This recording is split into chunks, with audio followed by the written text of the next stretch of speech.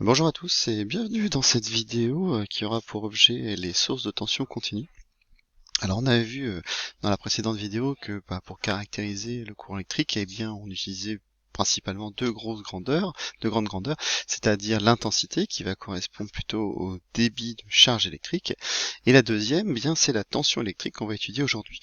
Alors on avait vu que donc cette tension, c'était plutôt ce qu'on appelait une différence de potentiel électrique. Ça veut dire qu'en deux endroits d'un même circuit, eh bien, il n'y a pas la même quantité de charge. Donc, vous avez une différence de potentiel, voilà, de charge électrique. Alors, cette tension électrique, on va la noter de manière un peu bizarroïde. C'est comme ça, c'est U. Voilà, donc on va la noter U. U, ça va se mesurer donc dans l'unité officielle de la tension, c'est-à-dire le volt. Voilà, en volt, symbole V majuscule, qui vient du scientifique italien Alessandro Volta. Et donc, comme je vous disais, donc il s'agit donc d'une différence de potentiel électrique entre deux points d'un même circuit. Voilà. Alors, on aurait pu faire, si on était en cours ensemble, eh bien un TP d'introduction sur ce genre de notion. On aurait fait ce genre de choses. Alors, sur cette feuille que l'on a ici, alors, donc cette feuille, je sais plus si vous l'avez ou sinon je la mettrai de toute façon en lien quoi qu'il arrive. Donc on peut pas la faire, je vais vous expliquer ce qu'on aurait trouvé si on l'avait faite. Alors, donc synthétile, donc caractéristique, intensité, tension. Alors, on appelle en électricité donc un graphique représentant la tension au bord d'un dipôle en fonction de l'intensité et la caractéristique. Vous avez probablement déjà vu ça au collège. Si vous tracez ce graphique-là, donc si on trace la tension en fonction de l'intensité, eh bien ce graphique, eh bien c'est ce qu'on appelle la caractéristique du dipôle. Et puis vous avez peut-être dû voir aussi, donc soit en seconde, soit au collège, que la caractéristique d'un dipôle ohmique, ce qu'on appelle les résistors, les résistances, peu importe, c'est une droite qui passe par l'origine. C'est-à-dire que globalement, eh bien, si je mets un résistor et que je trace la tension en fonction de son intensité, eh bien, on a une droite ici qui passe par l'origine. Donc, on va essayer de voir ce qui se passe pour les autres dipôles, en particulier, donc, par exemple, pour une pile. Alors, qu'est-ce qu'on fait? On vous dit donc problématique, et quelle est la caractéristique tension-intensité d'une pile? Alors, situation, donc on mesure la tension au bord d'une pile plate. Alors j'espère que vous savez qu'on la mesure avec un voltmètre. Donc on prend une pile plate et puis on mesure. Bon, comme il y a marqué 4,5 volts dessus, il n'y a pas non plus de mystère. Et bien si je mesure la tension entre ces bornes, et bien moi aussi je vais trouver 4,5 volts. Alors, ensuite on branche une lampe aux bornes de la pile et on mesure la tension. Et là, par contre, il se passe quelque chose d'un petit peu spécial. Si vous branchez une lampe, mais que vous conservez donc cette mesure de tension, eh bien, vous n'allez plus trouver 4,5 volts. Vous allez trouver un petit peu moins. Donc, vous allez trouver peut-être 4,3 volts environ. Ça veut dire que le fait de brancher un dipôle sur la pile, eh bien, va faire baisser sa tension. Alors, en fait, on peut imaginer deux cas particuliers. Une source qu'on va appeler idéale de tension, ça veut dire quelque chose qui n'existe pas véritablement, mais qui va nous servir de modèle plus simple pour pouvoir étudier le courant électrique, et des sources réelles de tension. Alors une source idéale de tension, en fait ce serait tout simplement une source qui ne varie pas quand je branche quelque chose. Donc là ici ma pile plate c'est 4,5 volts, en fait la tension entre ces bandes devrait, pour une source idéale de tension, être toujours de 4,5 volts, qu'est-ce que je branche? Mais en réalité, eh bien ce n'est pas le cas. Le fait de brancher quelque chose, eh bien fait diminuer la tension entre ces bornes. Et donc on va donc essayer de voir, eh bien est-ce que je ne peux pas trouver un lien entre cette tension qu'on va appeler plutôt la tension à vide, c'est-à-dire que quand il n'y a rien, et là finalement la tension mesurée qui existe. Alors ici, donc observe-t-on, la tension diminue évidemment, voilà, je vais pas le noter, c'est pas très important. Donc ici on utilise une pile plate de 4,5 volts, donc c'est celle-ci, c'est ce symbole-là. On utilise une lampe de tension nominale 3,5 volts, c'est-à-dire ça. Ici, on a une lampe qui est représentée ici. Deux multimètres, oui, il y en a un ici, c'est un ampèremètre, et ici, c'est un voltmètre. Et puis, un potentiomètre. Alors, potentiomètre, c'est ça. Alors, qu'est-ce que c'est que le potentiomètre? Vous reconnaissez probablement le symbole du résistor. Donc, le résistor, c'est ceci. Voilà. Mais vous avez vu qu'il y avait une flèche. Alors, à chaque fois qu'on met une flèche sur un composant électronique, en fait, ça veut dire qu'il est variable. Ça veut dire qu'on peut faire varier la caractéristique. Donc ici, je peux faire varier la résistance. Donc c'est tout simplement une sorte de grande boîte dans laquelle je peux choisir la valeur de la résistance ici de mon résistor. Alors, c'est la même chose. Si je prends une pile, ça existe aussi, si je prends une pile avec une flèche dessus, eh bien ça veut dire que je peux faire varier la tension. Voilà, mettre une flèche comme ça en travers veut dire que l'on peut changer une grandeur. Donc on pose ce qu'on appelle ce potentiomètre ici, voilà, et puis on fait les mesures. Clairement, c'est pas très compliqué. Ce qu'on va faire, c'est qu'on va faire varier les valeurs de résistance, et puis pour chaque valeur de résistance, on va mesurer et l'intensité et la tension en volts. Voilà, on fait un tableau de mesure. Donc voilà, je fais varier ma tension, j'ai différents types de valeurs, et puis à l'aide d'un tableur grapheur, on trace la courbe. Alors je vais vous la faire, la courbe que l'on obtient ici. Alors si je fais donc la tension en fonction d'intensité, U en fonction de I, eh bien je vais trouver ceci, à peu près. Voilà. Bon, évidemment c'est un peu exagéré ce que je fais là, et avec une valeur ici de 4,5 volts. Voilà. Donc en fait ici, vous voyez que la caractéristique, ce n'est pas la même que tout à l'heure. Pour le résistor, j'ai une droite qui passe par l'origine. Ici, eh bien, j'ai une droite. Par contre, c'est plutôt une fonction linéaire que l'on a ici. Alors cette fonction linéaire, on peut essayer de déterminer l'équation de sa droite. Donc voilà, après je ne vais pas vous le faire complètement, mais bon, déjà on voit que vous avez une pente qui est négative. Ça veut dire que vous allez avoir un coefficient directeur négatif. Alors le type d'équation de ce genre de choses, c'est y égale ax plus b. Et donc, le B, c'est quoi? Ça, c'est ce qu'on appelle votre ordonnée à l'origine. C'est cette valeur-là, c'est 4,5. Ordonnée à l'origine, ça veut dire que ça, c'est l'axe des ordonnées. Donc, à l'origine, c'est au point 0. Donc, quelle est la valeur de ce point en 0? C'est 4,5 volts, ici. Et puis le A, c'est ce qu'on appelle le coefficient directeur. Donc le A qui se trouve à cet endroit-là, c'est votre coefficient directeur. Et on s'aperçoit que ici vous avez une pente qui est une courbe qui est décroissante. Donc ce qui veut dire que votre A ici, eh bien, il est forcément inférieur à 0. Donc comme il est inférieur à 0, puisque c'est une pente qui est négative, on a quelque chose qui va être de la forme, une grandeur moins ici la valeur de l'intensité. Moins un coefficient fois la valeur de l'intensité. Alors, l'ordinateur donne directement l'équation de la courbe, moi je peux vous la donner, on va trouver que, donc qu'est-ce que j'ai représenté comme grandeur? C'est pas Y pour l'instant, donc c'est une tension, puisque sur l'axe ici des ordonnées, vous c'est ce que vous appelez en mathématiques le Y, nous ici c'est un U. U est égal à quoi? 4,5 moins, aux alentours de 0,05 fois, non pas le X, mais le I, puisque le X ici c'est l'axe des abscisses, vous par contre ça va être un I. Donc on a une pente, assez petite, que l'on peut avoir ici, et une grandeur ici de tension un peu grande. Donc en fait ici j'ai un peu exagéré, la pente doit être un petit peu plus faible. Donc c'est ce que l'on obtient si on fait cette expérience-là. Alors cette équation, on va la modéliser sous une forme plutôt avec marqué U. Alors U pour tension, UPN, pourquoi? Parce que c'est la tension entre les points P et N qui se trouve que j'ai appelé ici. C'est ici cette valeur que je vais appeler E. Alors E c'est une valeur de tension puisque c'est homogène. Ici ce sont des volts, donc tout ce qui est ici à droite entre les plus et les moins, ça doit être forcément en volts. Donc cette tension ici, on va appeler ça de deux manières. On va appeler ça soit la tension à vide, c'est-à-dire la tension que j'ai mesurée au départ sans avoir branché dessus, ou alors on peut l'appeler FEM. Alors FEM, c'est ici un acronyme qui veut dire force électromotrice. Donc voilà, on a deux possibilités pour l'appeler, soit c'est FEM, force électromotrice, soit c'est tension à vide. Donc évidemment, elle va s'exprimer en volts, et donc c'est la tension lorsque la pile ne débite aucun courant, c'est-à-dire que quand j'ai rien branché dessus. Donc le I c'est l'intensité, et le petit R, le R ça fait penser à quoi? Ça fait penser à une valeur de résistance. Alors c'est en effet une valeur de résistance, ça va être ce qu'on va appeler une résistance interne. Donc comme toute résistance, ça va se mesurer en ohm.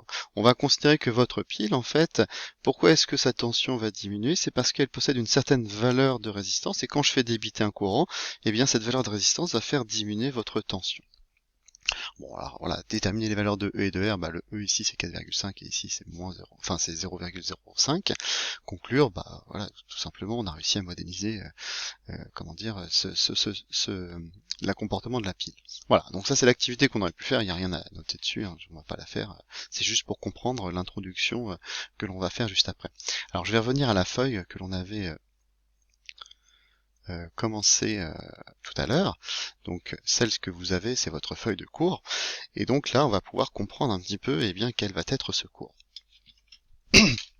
Alors, le petit 2, donc c'est source idéale de tension. Je vous ai dit donc une source idéale de tension, est caractérisée par en fait le fait d'avoir toujours la même valeur de tension, quoi qu'il arrive, quel que soit le fait, quel que soit ce que l'on branche dessus.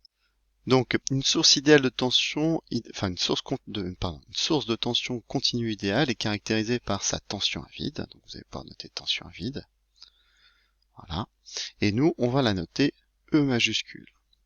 Alors, c'est pour cette raison-là, je ne sais pas si vous vous souvenez, mais en fait que en électricité, la force électromotrice ou tension à vide, on la note par un E majuscule. Il ne faudra pas la confondre, hein, vous le faites pas ici, mais avec le E que je vais faire comme ceci, enfin, pardon, oups, voilà, le E comme ceci qui sera pour l'énergie. Pour la partie électricité, l'énergie je fais un E manuscrit comme ceci, et la force électromotrice je fais un E majuscule. Voilà, c'est pour ça que des fois quand on parle d'énergie, pour aller plus vite, parce que c'est pas facile à faire ce symbole-là, on fait un E majuscule. Par contre en électricité, on va éviter, on va distinguer les deux E, parce qu'évidemment sinon on va confondre les deux. Donc en électricité, le E, caractère d'imprimé bâton comme celui-ci, ça veut dire force électromotrice ou tension à vide. Et le E comme ça voudra dire énergie. D'accord? Il ne faudra pas confondre les deux. J'efface ici ce que j'ai noté. Voilà. Donc tension vide, donc c'est la tension que l'on mesure aux bornes d'une pile ou de la source de tension, et, enfin pas d'une pile, mais voilà, de la source de tension, lorsqu'elle ne débite aucun courant. Voilà, juste comme ça, on mesure dessus. Alors, hein, remarque, c'est ce que je dis, E est parfois appelé FEM, donc F petit point E minuscule M. Donc FEM, c'est la force électromotrice.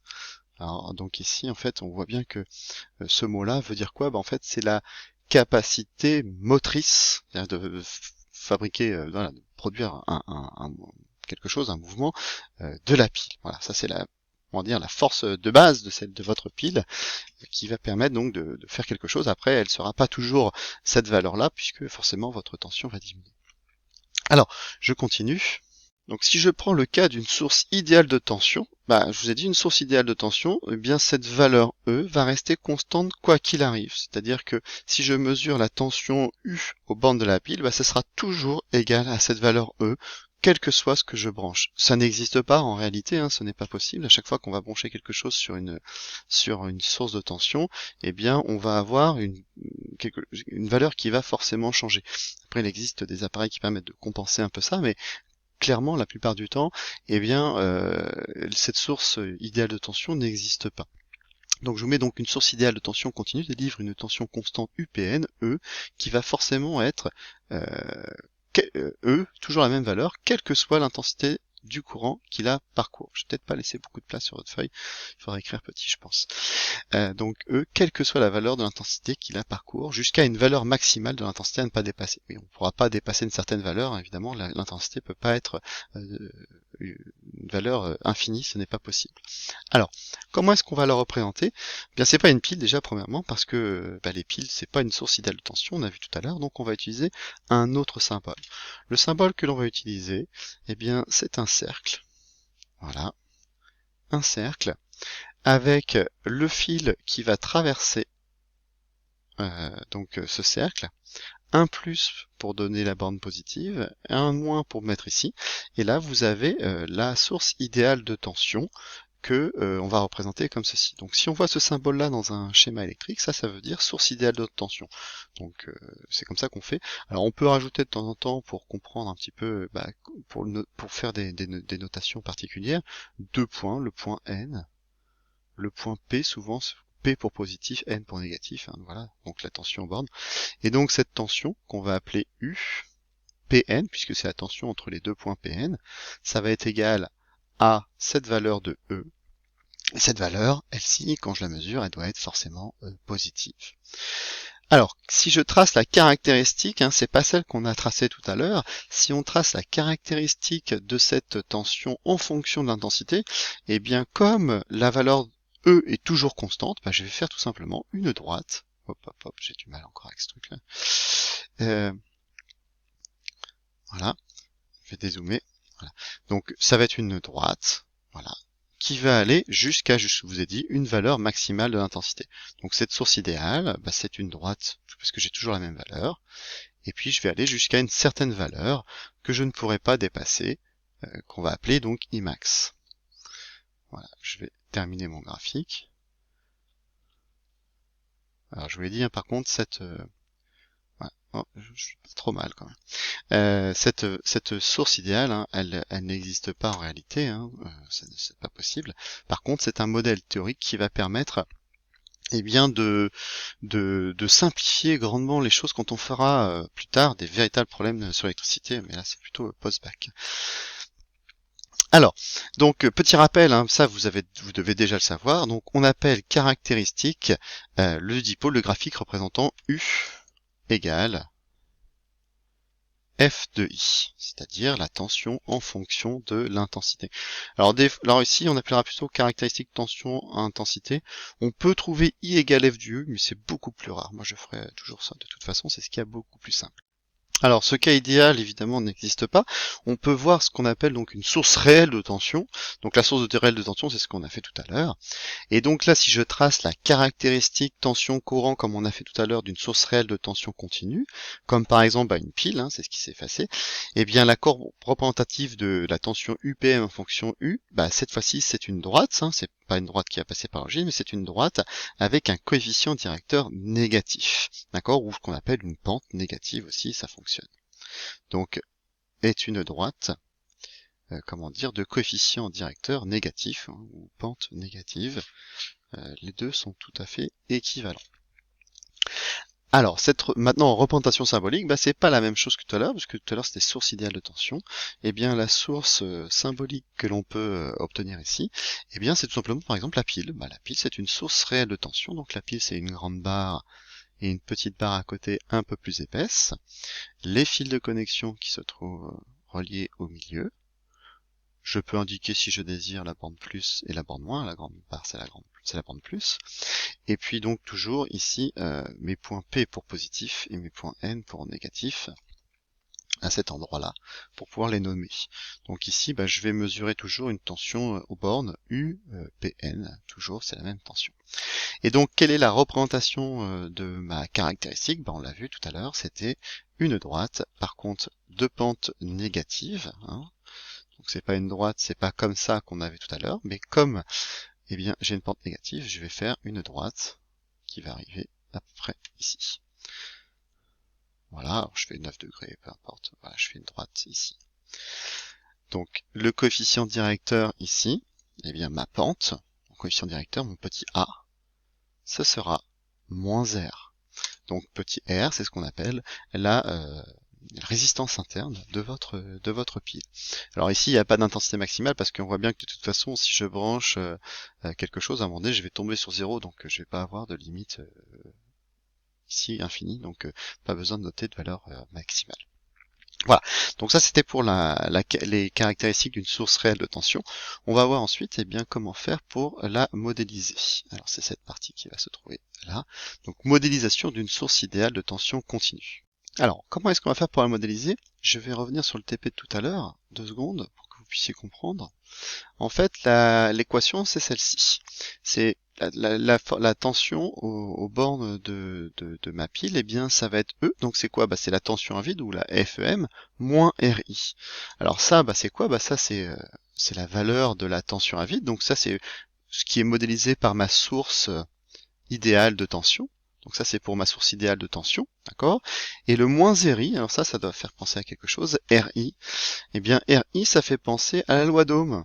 Donc je sais pas si vous vous souvenez de la loi d'Ohm que vous avez vue en 4e, 3e ou même en seconde, donc U égale R fois I, D'accord?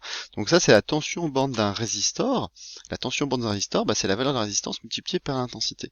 Donc en fait, globalement, cette valeur-là, c'est moins quoi? Eh bien, c'est moins... c'est comme si on avait branché un résistor sur ma source idéale de tension. Donc ça, cette partie-là correspondra à la source idéale de tension, et cette partie-là correspondra, à, en fait, comme si on avait branché un résistor. Donc ce qui va se passer, c'est que on va considérer qu'une source réelle de tension, c'est comme si on avait une source idéale et à laquelle on a branché un résistor. Et bien de résistor de quelle résistance? La valeur petit r ici que l'on a là. Je vais revenir à ce que l'on a fait ici. Voilà. Donc pour modéliser cette source réelle de tension, on va dire qu'en fait c'est l'association d'une source idéale et d'une résistance petite qu'on va appeler la résistance interne. Donc vous allez pouvoir noter, je vous ferai une petite pause, qu'il y en a beaucoup à noter.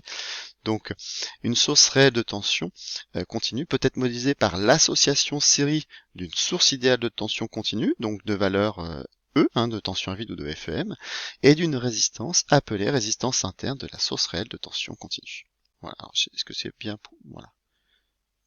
Peut-être adapter un peu pour qu'on voit bien. Oui, ça devrait aller, j'espère. De toute façon, je ferai une capture d'écran s'il faut de ce que j'ai mis ici. Alors pour la modéliser, c'est ce qu'on va faire. Alors la source réelle de tension, alors, je vais peut-être faire un trait un peu plus... Bon, vous m'en voudrez pas si c'est pas tout à fait droit. Donc ma source réelle de tension, c'est comme ceci, c'est ma pile. Non, je vais faire la bande plus en haut de sens. Voilà. Donc ma source réelle de tension, par exemple, c'est ma pile que j'ai ici. Voilà. Je vais appeler ce point ici le point N pour négatif et je vais appeler ce point ici P pour positif.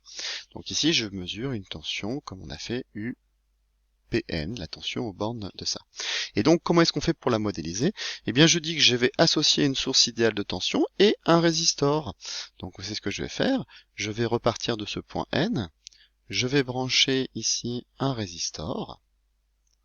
Voilà, comme ceci. Et ensuite, je vais brancher une source idéale de tension, et le symbole d'une source idéale de tension, c'est celui-ci. Alors je vais garder évidemment les mêmes bornes, ici c'est le plus, ici c'est le moins. Et là, je vais mettre un point ici, P.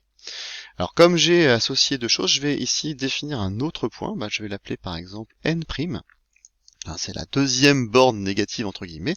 Donc en fait, ces deux schémas-là sont totalement équivalents. Donc j'ai la pile, donc source réelle de tension, on va la modéliser par une source idéale de tension associée à une résistance. Donc ici, la valeur de la résistance, ça sera petit r, et ici la FEM, la force électromotrice ou tension à vide, ça sera la tension que je vais appeler ici E. Voilà. Alors je peux nommer aussi le courant, donc le courant ici, c'est le courant I, par exemple, qui va du plus vers le moins, donc ça je vais appeler ça I, ici c'est le même courant I que j'ai à cet endroit-là. Je peux aussi, par exemple, rajouter mes flèches de tension. Alors les flèches de tension, tout le monde l'a peut-être pas vu en seconde, puisque c'est en nouveau programme, donc tout le monde l'a peut-être pas fait. Si vous voulez voir comment est-ce qu'on fait pour mettre des flèches de tension, j'ai fait une vidéo sur les secondes. Donc vous regardez secondes, ça doit être... je sais plus, je te mettrai une référence si vous voulez peut-être en lien sur la vidéo pour la référence sur les secondes. Sinon vous cherchez dans les vidéos que j'ai faites sur les secondes pour voir comment mettre les flèches de tension ou une autre vidéo, peu importe. Alors donc ici j'ai ma flèche de tension ici, tac. Donc ici c'est la tension, la première lettre c'est la borne positive, c'est celle-ci. Donc c'est U P N'. Et ici c'est la tension U N'. Voilà. Alors, j'ai pas bien écrit, je vais réécrire.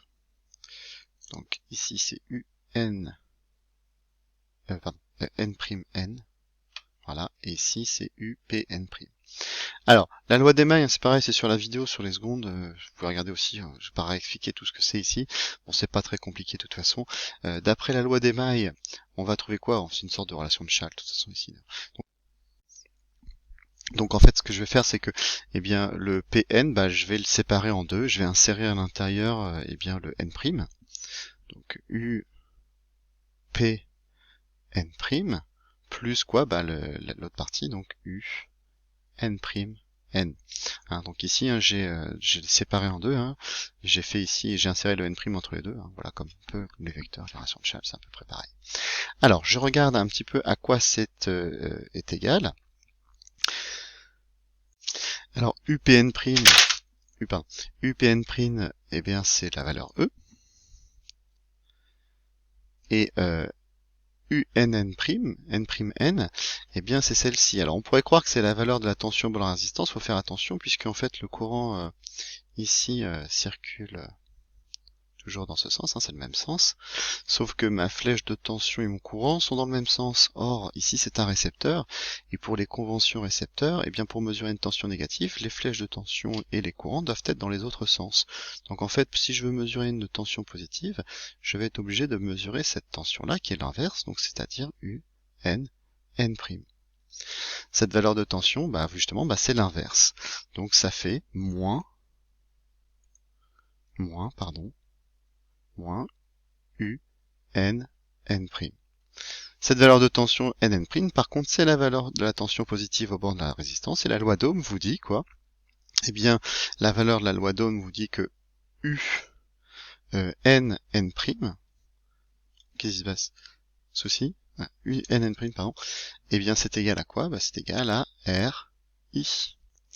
Donc, si je remplace mon UNN' par RI dans cette valeur, dans cette relation-là, eh bien, je trouve que UPN, c'est égal à E moins RI. Bon, alors je vous le dis tout de suite, hein, cette démonstration que je viens de vous faire, si vous avez rien compris, c'est tout à fait normal. C'est pas facile, c'est pas à savoir. Voilà, c'est surtout si on n'a pas fait la loi d'émail en seconde, parce que à cause du changement de programme, c'est une partie d'entre vous ne l'a pas faite. Si on n'a pas vu ce que c'était que les flèches de tension, c'est pareil. Ce que je raconte là, ça reste incompréhensible. Voilà, bon, voilà, c'est juste, je vous redémontre la relation que l'on a trouvée ici. Hein, ça se redémontre par ce genre de choses. Alors, ce qu'il faut savoir, c'est ça, hein, ce qui est encadré en rouge. Donc, la tension aux bornes d'une source réelle de tension, c'est E moins RI. Voilà, ça c'est cette valeur-là qu'il faut connaître. Alors, UPN, c'est quoi? Ça c'est la tension aux bornes de votre source idéale réelle de tension, donc en volts. Donc voilà, V. E, c'est la tension à vide. J'ai déjà marqué, pardon. Donc E, c'est la tension à vide, ou FEM. Tension à vide. Toujours en volts, hein, puisque c'est une tension. R, c'est la résistance interne. Résistance interne. Donc qui va se mesurer en ohm. Symbole grand oméga. Et puis I, c'est l'intensité du courant. Donc intensité du courant, eh bien en ampères. Voilà. Donc il faut pas s'inquiéter ici, voilà, ce qu'il faut retenir c'est ça, la démonstration après derrière, c'est pas très important, surtout dans des conditions pareilles. Voilà, je vous souhaite une bonne journée et puis je vous dis à bientôt pour la dernière vidéo.